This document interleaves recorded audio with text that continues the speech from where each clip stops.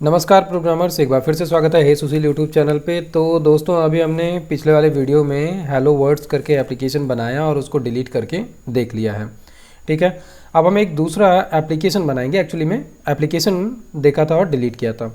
अब हम इसी सीरीज़ में एक नया एप्लीकेशन बनाएंगे, लेकिन उससे पहले अभी अगर आपने चैनल सब्सक्राइब नहीं किया है तो सब्सक्राइब कर दीजिए, साथ में बेल आइकन दबा दीजिए ऑल नोटिफिकेशन के लिए, सो दैट कि आगे की सारी वीडियोज़ की अपडेट मिलती रहे। ठीक है, चलो टाइम वेस्ट नहीं करते हैं, आगे बढ़ते हैं। अब जैसे कि एप्लीकेशन का सारा काम हो गया, यहाँ पर एक्सप्लोरर में आपको दिख रहा होगा कि हेलो वर्ड करके एक फ़ोल्डर है मेरे पास, मैंने डिलीट नहीं किया था। लास्ट वीडियो में ये बताया था कि इसको डिलीट करेंगे कैसे।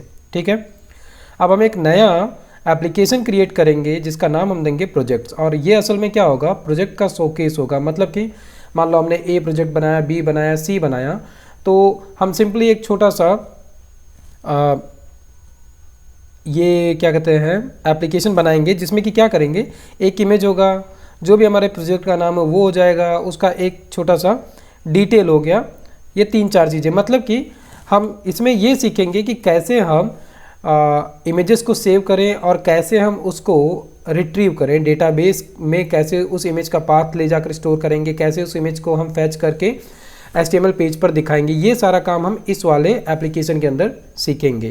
तो अब जैसे लास्ट वाले वीडियो में भी हमने समराइज किया था, उस समय भी सीख लिया था कि हम अगर नया प्रोजेक्ट क्या कहते हैं नया एप्लीकेशन अगर इंस्टॉल करना हो तो हम कैसे करेंगे। तो वैसे ही जैसे हम यहाँ पर आ गए टर्मिनल पे, और टर्मिनल पे आने के बाद में हमको नया प्रोजेक्ट बार बार प्रोजेक्ट याद आ रहा है, नया एप्लीकेशन क्रिएट करने के लिए क्या करना पड़ेगा, वही छोटा सा कमांड जो हम पहले यूज करते थे। सबसे पहले तो हमको इस फोल्डर के अंदर आना पड़ेगा जिसमें हम हैं, मतलब कि हमारा मेन प्रोजेक्ट फोल्डर जो है वो है हे सुशील डैश पोर्टफोलियो। तो CD हे सुशील डैश पोर्टफोलियो और एंटर। इसके अंदर हमको कमांड रन करना है पाइथन manage.py और स्टार्ट ऐप, और इसके बाद में जो भी आप अपने एप्लीकेशन का नाम देना चाहते हैं। अब जैसे हम यहाँ पर जो एप्लीकेशन क्रिएट कर रहे हैं वो कर रहे हैं प्रोजेक्ट्स नाम से। एंटर किया, एंटर करने के साथ में ये थोड़ा सा समय लेगा और कुछ बेस फाइलें क्रिएट कर देगा। तब आपको एक्सप्लोरर में यहाँ पर दिख रहा होगा ग्रीन कलर से, ये एक नया फोल्डर क्रिएट हो चुका है प्रोजेक्ट्स नाम से। थोड़ा सा इसको अगर देखना चाहो तो वही सेम टू सेम सारी फाइलें मिलेंगी। माइग्रेशन के लिए एक फ़ोल्डर मिलता है जिसके अंदर जितने भी हम मॉडल के अंदर जाकर क्लासेस बनाएंगे उनका एक एक वर्जन यहाँ पर आकर क्रिएट होता रहेगा। इनिशियलाइज फाइल है, सबसे पहले यही चलती है जब हम किसी भी एप्लीकेशन को कॉल करते हैं जेंगो के अंदर। admin.py का हम यहाँ पर अभी यूज़ नहीं करेंगे। admin.py मतलब कि जेंगो के अंदर हमको एक बना बनाया एडमिन पैनल मिलता है जिसको हम अपने हिसाब से हर एक एप्लीकेशन के हिसाब से मॉडिफाई और चेंज कर सकते हैं। वो सारा काम हम एडमिन में करेंगे। apps.py इसको अभी छोड़ दीजिए। इसके अलावा models.py यहाँ पर हम काम करने वाले हैं। हम यहाँ पर मॉडल की क्लासेस लिखेंगे और test.py अभी यूज़ नहीं करने वाले हैं। views.py इसका यूज़ हम करेंगे जहाँ पर कि हम लॉजिक्स लिखने वाले हैं। ठीक है, तो चलो शुरू करते हैं। अब ये प्रोजेक्ट जब इंस्टॉल क्या कहते हैं ये एप्लीकेशन जब हमने क्रिएट कर लिया है तो इसी के साथ में जो हमारा मेन है सुशील पोर्टफोलियो वाला फोल्डर है, इसके अंदर 2 फाइलों में हमको आना पड़ेगा। पहला तो settings.py और दूसरा है urls.py। settings.py ऑन किया, यहाँ पर हमारे नए एप्लीकेशन को दर्ज करना है कि भैया हम जो हैं एक नया एप्लीकेशन क्रिएट करने जा रहे हैं जिसका नाम है प्रोजेक्ट्स। तो जो भी है हमारे एप्लीकेशन का नाम है वो हमने यहाँ पर दे दिया प्रोजेक्ट्स नाम से। पहली चीज़ ये करना क्यों ज़रूरी है अब तो आपको समझ में आ गया होगा, क्योंकि जो हमने सबसे पहला हेलो वर्ड करके एप्लीकेशन क्रिएट किया उसके अंदर आपको ये सारी चीज़ें समझ में आ चुकी होंगी और पता चल चुका होगा कि हम मेन प्रोजेक्ट के settings.py और urls.py का यूज क्यों कर रहे हैं। तो यहाँ तक की सारी कहानी हो चुकी है। दैट मीन्स कि अभी तक हमने क्या किया था, हेलो वर्ड्स में सीधे views.py फाइल ओपन की थी और वहाँ पर काम करना चालू कर दिया था। लेकिन हम यहाँ पर वो वाला काम नहीं करेंगे। यहाँ पर हम सबसे पहले क्या करने वाले हैं, यहाँ पर हम सबसे पहले models.py में चलकर कुछ वर्क करेंगे। तो यहाँ पर अभी हम बाद में आएंगे। इसको मिनिमाइज करते हैं, सीधे प्रोजेक्ट्स में आते हैं और आते हैं models.py पर। क्यों हम ऐसा कर रहे हैं, क्योंकि हमारा जो प्रोजेक्ट है मतलब ये जो एप्लीकेशन है, ये एप्लीकेशन है किस चीज़ के लिए, प्रोजेक्ट शोकेस के लिए। अब प्रोजेक्ट शोकेस में हमने अभी बात की कि हम कुछ चीज़ें यहाँ पर दिखाएंगे, जैसे प्रोजेक्ट का नाम क्या है, उसका डिटेल डिस्क्रिप्शन क्या हो जाएगा, कौन सी टेक्नोलॉजी यूज की गई उस प्रोजेक्ट के लिए वो भी हम बता सकते हैं, प्लस इमेज हम कोई एक दिखाना चाहें तो वो। तो ये कुछ चीज़ें इसके अंदर रहेंगी। तो इसीलिए हम सबसे पहले क्या करने वाले हैं, models.py में आकर इसके लिए हम एक क्लास बनाएंगे। और याद रहे यही क्लास आगे चल के क्या हो जाएगी, एक डेटाबेस के टेबल में कन्वर्ट होगी। अब उसके लिए हमें माइग्रेशन का कोड रन करना पड़ेगा, तो उसको हम रन करके देखेंगे। एक चीज़ और, स्टार्टिंग में ही हमने बात की थी कि जेंगो के अंदर हमको प्रोसीजरल क्वेरी, मतलब कि एसक्यूएल वगैरह की जो नॉर्मल क्वेरी हम लिखते हैं, जैसे पीएचपी में प्रोसीजरल क्वेरी चलती है, मैं लिखता हूँ, बाकी लैंग्वेजेस में भी चलती हैं, तो जेंगो ही हमको थोड़ा सा इजी कर देता है। थोड़ा नहीं यानी कि बहुत ज़्यादा, लेकिन स्टार्टिंग में थोड़ा सा टफ पड़ता है प्रोसीजरल क्वेरी की जगह पहले से बने बनाए मॉड्यूल्स और मेथड्स का यूज करके क्वेरीज को लिखना। तो शुरुआत में थोड़ा सा टफ पड़ेगा, बट हम बहुत ज़्यादा हार्ड लेकर नहीं चलेंगे ताकि आसानी से ये चीज़ समझ में आए। तो यहाँ पर अभी जो हम क्लास बनाने वाले हैं, यही क्लास एक्चुअल में कन्वर्ट हो जाएगी एक डेटाबेस के टेबल में। और जेंगो जब हम इंस्टॉल करते हैं तो इसके अंदर हमको एक डिफ़ॉल्ट क्या मिल जाता है, डेटाबेस मिलता है जिसका नाम है SQLite 3। तो SQLite 3 हमको यहाँ पर मिला हुआ है। तो अभी सबसे पहले हम क्या करते हैं, यहाँ पर एक क्लास क्रिएट करते हैं। क्लास क्रिएट किया, और क्लास हम किस नाम से क्रिएट करेंगे, जो हमारा एप्लीकेशन का नाम है उसी नाम से। और हमेशा याद रखो, चाहे हम क्या कहते हैं नॉर्मल पाइथन के अंदर हों या किसी भी डेवलपमेंट लैंग्वेज के अंदर, क्लास का नाम जो होता है उसका पहला कैरेक्टर कैपिटल ही होना चाहिए। वही सेम चीज़ हम यहाँ पर भी फॉलो कर रहे हैं। तो क्लास का नाम हमने दे दिया प्रोजेक्ट, और प्रोजेक्ट्स दिया क्योंकि हमारे एप्लीकेशन का नाम है प्रोजेक्ट्स। ठीक है, तो हमने प्रोजेक्ट्स दिया, और प्रोजेक्ट के साथ में यहाँ पर हमको मॉडल को कॉल करना पड़ेगा। तो मॉडल्स और डॉट, यहाँ पर हमको मिलती है एक और क्लास। ये जेंगो की इंटरनल क्लास है जिसकी मदद से हम यहाँ पर प्रोसीजरल क्वेरी को बहुत आसान तरीके से लिखेंगे। ठीक है, बाकी अगर पहली लाइन देखो तो यहाँ पर क्या किया गया है, जेंगो का जो जेंगो.db है उसमें से मॉडल्स नाम की मॉड्यूल को इंपोर्ट किया गया है, और उसी की मदद से हम यहाँ पर जो जितनी भी क्लासेस लिखेंगे, जो कुछ भी यहाँ पर हम लिखेंगे, वो सब इसी मॉडल्स की मदद से ही लिखेंगे। तो अब अगर हमें प्रोजेक्ट के अंदर शोकेस करना है प्रोजेक्ट्स का, तो उसके लिए हम सबसे पहले ले लेते हैं टाइटल। टाइटल हो गई पहली चीज़। अभी केवल नाम लिख रहे हैं, इसके बाद में यहाँ पर हम फील्ड जो है वो डिस्क्राइब करेंगे कि किसका फील्ड क्या रहेगा। दूसरी चीज़ हम ले लेते हैं डिस्क्रिप्शन, और इसी तरीके से तीसरा की टेक्नोलॉजी ले लेते हैं कि जो प्रोजेक्ट हमने बनाया वो किस टेक्नोलॉजी, मतलब क्या कहते हैं पाइथन का यूज किया गया, जावा का यूज किया गया, .NET या PHP किसका, तो वैसी टेक्नोलॉजी हम यहाँ पर लिख लेंगे। और एट द लास्ट एक चीज़ ले लेंगे इमेज। 4 फील्ड लेकर चलने वाले हैं, इससे ज़्यादा चीज़ें नहीं लेने वाले हैं। ठीक है, इसके अलावा भी अगर ऐड ऑन करना चाहो कोई दिक्कत नहीं है, ऐड करके देखो इसको। जितना अच्छे से और जितना तोड़ मरोड़ के कोड को करोगे उतना ही अच्छे से समझ में आएगा। अब डेटाबेस के अंदर जैसे हम प्रोजेक्ट क्या कहते हैं पाइथन के अंदर क्या होता है, हम जब कभी भी वेरिएबल डिफाइन करते हैं तो वेरिएबल के साथ में उसका डेटा टाइप होता है। और पाइथन या PHP जैसी लैंग्वेजेस डेटा टाइप ऑटोमेटिकली ले लेती है, हमको डिफाइन नहीं करना पड़ता है। वैसे ही पाइथन में भी होता है, लेकिन डेटाबेस जो है इसको हर एक स्पेसिफिक वेरिएबल के लिए डेटा टाइप डिफाइन करना ही पड़ता है। अब जैसे यहाँ पे ये टाइटल है, अब टाइटल का मतलब क्या है, नंबर ऑफ क्या कहते हैं वर्ड्स होंगे, मतलब hello hi how are you या जो भी कुछ हो, नंबर ऑफ वर्ड्स होंगे। अब वो कितने कैरेक्टर तक हो सकता है, कैरेक्टर का मतलब एक एक अंग्रेजी का अक्षर ABCD, ये सिंगल कैरेक्टर हुआ। और स्ट्रिंग जो होता है वो क्या होता है, बंच ऑफ कैरेक्टर, मतलब कि एक से ज़्यादा कैरेक्टर जैसे ही मिले AB हुआ तो वो अब एक स्ट्रिंग बन गया या वर्ड हो गया। तो वैसे ही यहाँ पर हम टाइटल ले रहे हैं। अब ये टाइटल जो है ये मोर देन एक कैरेक्टर है, तो हम अंदाजन ले लेते हैं कि भाई कोई भी अगर प्रोजेक्ट बना रहा है तो उस प्रोजेक्ट का नाम कितना लंबा रख सकता है। मान लो 50 कैरेक्टर या 100 कैरेक्टर, तो हम 50 लेकर चलते हैं अभी के लिए। अब जैसे जैसे एडवांस होते जाओगे कोडिंग में, आपको समझ में आएगा कि डेटाबेस में एक एक वर्ड एक्स्ट्रा, यानी कि जैसे एक कैरेक्टर का स्पेस एक्स्ट्रा बढ़ाने से कितना फ़र्क पड़ता है। अब ये बहुत आगे की चीज़ है, जब आप बहुत बड़े प्रोजेक्ट्स पे वर्क करोगे तो समझ में आएगा। अभी के लिए आप चाहे 100 रखो चाहे 200 रखो, कोई ज़्यादा दिक्कत होने वाली नहीं है। तो चलो हम यहाँ पे डिफ़ाइन करते हैं टाइटल जो है इसके अंदर हम 50 कैरेक्टर्स का लेंथ ले लेते हैं, तो उसके लिए क्या करना पड़ेगा, मॉडल्स को कॉल किया, मॉडल्स स्मॉल लेटर वाला मॉडल्स, मॉडल्स के साथ में मॉडल्स डॉट, ये गलत आ गया, मॉडल्स जैसे ही हम करते हैं डॉट लगाते हैं, यहाँ पर हमको बहुत सारे क्लासेस भी मिल जाते हैं और क्लासेस के साथ में यहीं पर अलग अलग मिलते हैं। जैसे हम यहाँ पर जो लेने वाले हैं वो लेने वाले हैं केयर फील्ड का, ये क्या है, कैरेक्टर फील्ड्स के लिए होता है। और यहाँ पर जैसे ही हमने पैरेंथेसिस दिया, ये हमको बता रहा है कि इसके अंदर कितने आर्ग्यूमेंट जा सकते हैं। तो अभी के लिए हम केवल इसमें एक ही आर्ग्यूमेंट देंगे, क्या कि जो हम कैरेक्टर लेने वाले हैं उसकी मैक्सिमम लेंथ कितनी होनी चाहिए। तो मान लो हमने यहाँ पर दे दिया 100 की लेंथ होनी चाहिए मैक्सिमम, कॉमा दिया, कॉमा नहीं जाएगा क्योंकि पाइथन में सेमीकॉलन और कॉलन का यूज़ बहुत ना के बराबर होता है। वैसे ही अब डिस्क्रिप्शन के लिए समझ में आ गया होगा कि डिस्क्रिप्शन जो है इसके अंदर हो सकता है कोई 500 कैरेक्टर का डिस्क्रिप्शन डाल दे, कोई 1000, कोई 1500, कोई 2000 का डिस्क्रिप्शन डाल दे। तो उसके लिए हमको यहाँ पर बहुत ही अच्छा एक फील्ड मिल जाता है जिसका नाम है टेक्स्ट फील्ड।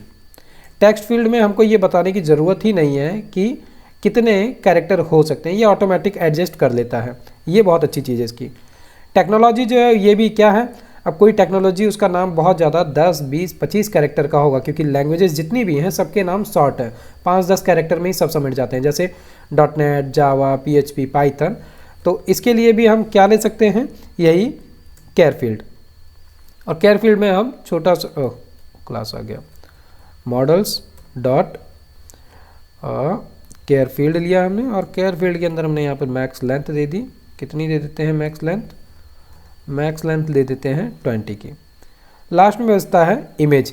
ये एक सबसे इम्पॉर्टेंट चीज़ है, क्योंकि इमेज में हम क्या करते हैं, हम नॉर्मल जैसे मैं PHP में कोडिंग करता हूँ तो क्या करता हूँ, इमेज का केवल नाम ले जाकर सेव कराता हूँ, बाकी जब उसको रिट्रीव करना होता है तो एग्जैक्ट पाथ देकर हम इमेज को रिट्रीव कर देते हैं। क्योंकि HTML को क्या चाहिए होता है, हमें HTML को कोई चीज़ से मतलब नहीं है, बस उसको ये चाहिए कि सही पाथ उसको इमेज का मिल जाए, वो इमेज दिखा देगा। वैसे ही जैंगो के अंदर हमको एक स्पेशल फील्ड मिल जाता है जो कि हमारा बहुत सारा काम आसान कर देता है, मॉडल्स डॉट, और यहाँ पर जो फील्ड मिलता है वो है फाइल पाथ फील्ड। ये क्या करता है, सीधे सीधे इसमें हमको एक क्या कहते हैं आर्ग्यूमेंट मिलता है पाथ नाम से, और पाथ में हमको बस ये बता देना होता है कि हमारा पाथ क्या होगा। अब आपको यहाँ पर कुछ नई चीज़ें मिलेंगी, जैसे कि प्रीवियस वीडियो में आपने देखा कि HTML के कोड को रखने के लिए हमने अपने एप्लीकेशन के अंदर स्पेशली एक टेम्पलेट्स नाम से फोल्डर बनाया, और जब बात आई कि हेडर फुटर जैसे कोड को हम बार बार दोहराना नहीं चाहते, एक जगह लिख कर रखना चाहते हैं, तो हमने अपने मेन प्रोजेक्ट फोल्डर के अंदर एक टेम्पलेट्स नाम से फोल्डर बनाकर और उसके अंदर हमने वो कोड रखा HTML का, और बार बार हम उसको क्या कर रहे थे, वहाँ से हम इंपोर्ट कर ले रहे थे। तो ये काम जैसे हमने वहाँ पर किया, वैसे ही अब यहाँ पर बात हो रही है इमेज की। इमेज क्या है, इमेज भी एक अलग डॉक्यूमेंट है, मल्टीमीडिया डॉक्यूमेंट है। अब इसको यहाँ पर रखना, और इसको रखने के लिए भी जेंगो हमको एक स्पेशल फोल्डर देता है, तो अभी हम उसको भी बनाएंगे। तो मान लो हम यहाँ पर जो इसका नाम देने वाले हैं, मतलब हमारा फोल्डर जो होगा उसको हम शॉर्ट फॉर्म में दे देते हैं IMG, मतलब इमेज। ये इतना हो गया। अब हमने यहाँ पर ये डिफाइन कर दिया है कि ठीक है, हमारे ये 4 फील्ड हैं, टाइटल, डिस्क्रिप्शन, टेक्नोलॉजी और इमेज, और इसके अंदर हम ये क्या कहते हैं इतने मैक्सिमम कैरेक्टर्स लेंगे, और ये इमेज का पाथ है। ये सारी चीज़ें हो चुकी। अब इतना होने के बाद में हमको क्या करना है, टर्मिनल ओपन करना है। एक नया यहाँ पर हम ले लेते हैं CMD टर्मिनल, और सबसे पहले तो पहुँच जाते हैं हम हे सुशील _ पोर्टफोलियो। यहाँ पर हमको माइग्रेशन का कमांड चलाना होता है। क्यों माइग्रेशन, सबसे पहले क्या करना होता है, जो भी हमने यहाँ पर क्लास बनाई है इस क्लास की एक माइग्रेशन फाइल क्रिएट करनी होती है, और वो माइग्रेशन फाइल असल में कहाँ जाएगी, यहाँ पर जाएगी। तो अभी जैसे ही क्रिएट करेंगे यहाँ पर वो फाइल आ जाएगी। तो इसके लिए क्या करना है, python manage.py make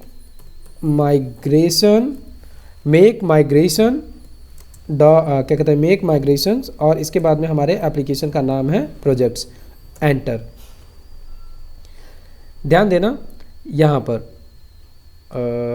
python can't open file manage.py, okay. ओहो, यहाँ पर सबसे पहले CD करके आना था फाइल पे, ठीक है। फ़ोल्डर का नाम तो यहाँ पर लेना भूल ही गए, इसी वजह से ये एरर आ गई। तो CD और इसके बाद में है सुशील डैश पोर्टफोलियो, एंटर। अब हम अपने मेन प्रोजेक्ट फोल्डर के अंदर, और यहाँ से हमको कमांड रन करना है क्या, पाइथन manage.py और मेक migrations डॉट प्रोजेक्ट्स। ये क्या करेगा, माइग्रेशन वाला जो ये फोल्डर दिख रहा है यहाँ पर एक माइग्रेशन फाइल क्रिएट कर देगा। दिख रहा है ये आ गया 0001_initial.py। ये क्या है, जो भी हम यहाँ पर असल में मॉडल्स के अंदर जो कोई भी हम क्लास लिखते हैं, सबसे पहले ये एक इसकी माइग्रेशन फाइल बनाता है। क्योंकि यहाँ पर हमने जो कुछ इसको लिख कर दिया है एज ए क्लास फॉर्म में, इसको ये एक प्रोसीजरल क्वेरी के तरीके में कन्वर्ट करता है और फिर ये इसको भेजता है कहाँ पर, जो भी हम डेटाबेस यूज कर रहे हैं उस तक भेजता है। तो अब जैसे यहाँ पर हम SQLite, बाय डिफ़ॉल्ट SQLite इसके अंदर आता है जेंगो के अंदर, तो हम वही यूज कर रहे हैं। तो सबसे पहले जैसे ही माइग्रेशन क्रिएट हो गया, अब माइग्रेशन क्रिएट करने के बाद में दूसरा कमांड हमें चलाना होता है माइग्रेट का, जिससे क्या होगा, ये आएगा माइग्रेशन फोल्डर के अंदर और देखेगा जो भी लास्ट माइग्रेशन फाइल इसके पास होगी उसी को ये लेगा और रन कर देगा, और जिससे कि जो हमारा डेटाबेस है SQLite उसके अंदर एक डेटाबेस क्रिएट हो जाएगा। एक मिनट, ओके, एक फ़ोन आ गया था। तो माइग्रेशन की फ़ाइल क्रिएट होने के बाद में माइग्रेट करने के लिए हमें माइग्रेट वाला कमांड चलाना होता है, सो दैट कि जो कुछ भी हमने क्रिएट किया है वो एक्चुअल में डेटाबेस में एज ए टेबल फॉर्म में क्रिएट हो जाएगा। तो फिर से हमको क्या चलाना है, पाइथन और manage.py, और इसके बाद में एक कमांड छोटा सा माइग्रेट, और माइग्रेट के बाद में जो भी हमारा प्रोजेक्ट का नाम है वो लिखना यहाँ पर ज़रूरी है। इसका रीज़न है, मान लो यहाँ पे हमने लिखा पाइथन manage.py और फिर माइग्रेट। ये क्या करेगा, हमारे पूरे प्रोजेक्ट के अंदर जितनी भी फाइलें होंगी ये सभी के लिए जो कुछ भी टेबल क्रिएट करना होगा फिर से दोबारा रीचेक करके क्रिएट करने चला जाएगा। तो इसमें टाइम भी लगता है और ये अभी के लिए सही नहीं है। तो इसमें हमको फैसिलिटी मिलती है कि हम पर्टिकुलर जो भी हमारा एप्लीकेशन है उसकी माइग्रेशन फाइल को हम केवल रन करें। तो उसके लिए यहाँ पर क्या देना होगा, हमारे एप्लीकेशन का नाम, जैसे कि यहाँ पर है प्रोजेक्ट्स, एंटर किया, Python can't open file manage, okay, लिखने में फिर से कोई गलती हुई, यस, पाइथन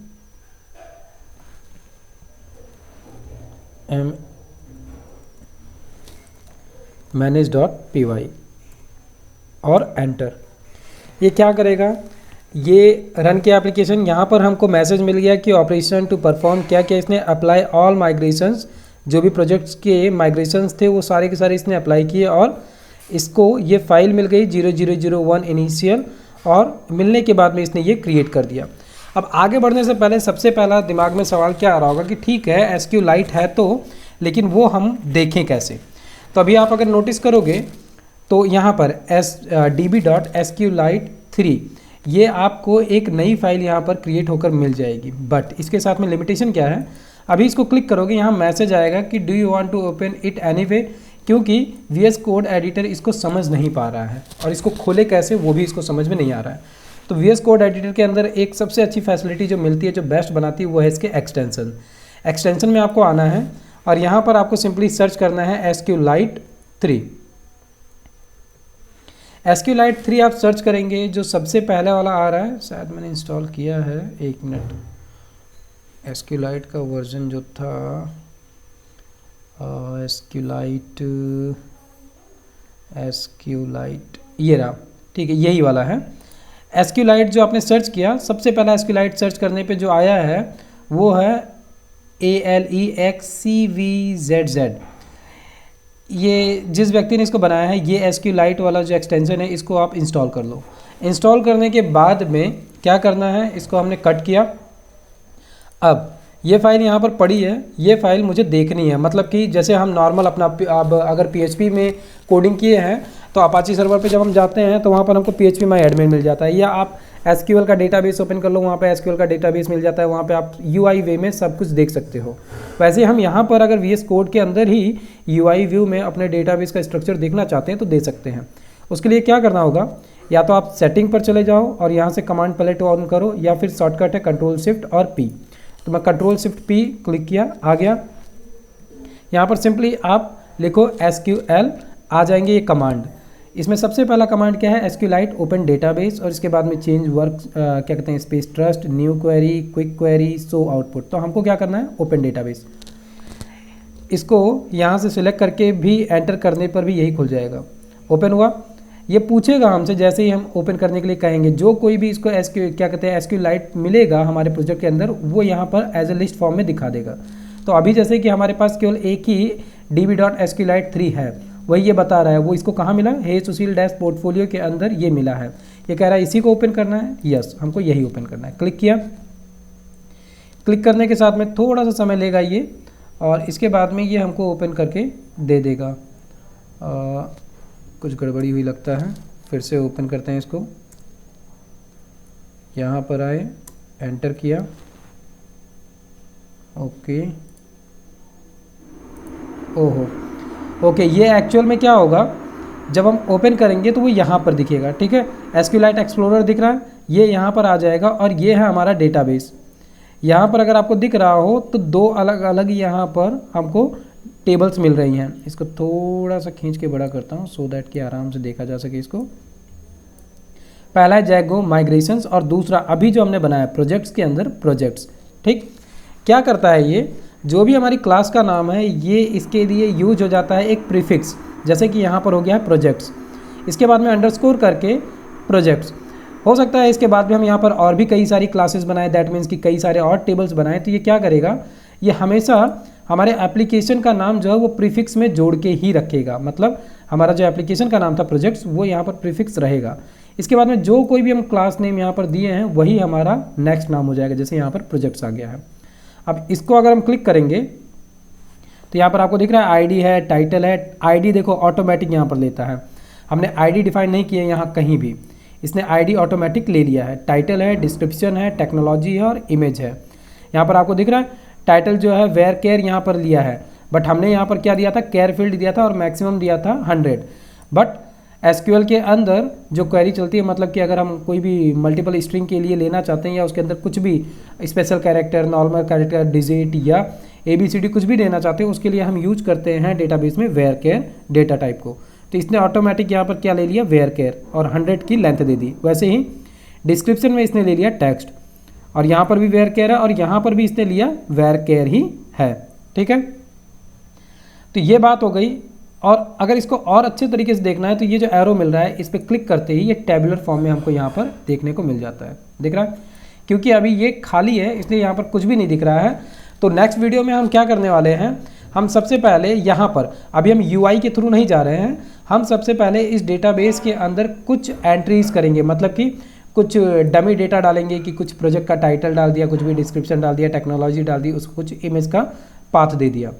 तो नेक्स्ट वीडियो में हम ये सब कुछ करके इसमें देखेंगे कि कैसे इसके अंदर एंट्री करेंगे, और फिर इसके बाद में हम इसके लिए एक UI बनाएंगे, ठीक है। मुझे उम्मीद है कि आपको समझ में आया होगा। ध्यान रहे कि अगर कहीं भी कोई भी कन्फ्यूजन होता है तो मुझे कमेंट जरूर करो, मैं कोशिश करूँगा जल्दी से जल्दी जवाब देने का, ठीक है। फिर मिलता हूँ नेक्स्ट वीडियो में। जाते जाते अगर वीडियो अच्छा लगा है तो लाइक ज़रूर कर दो, चैनल को सब्सक्राइब करो, और आप सभी को बहुत सारा धन्यवाद और बहुत सारा प्यार, क्योंकि आप लोगों ने चैनल को सब्सक्राइब करके इसको पहुँचा दिया है 3000+ सब्सक्राइबर पर।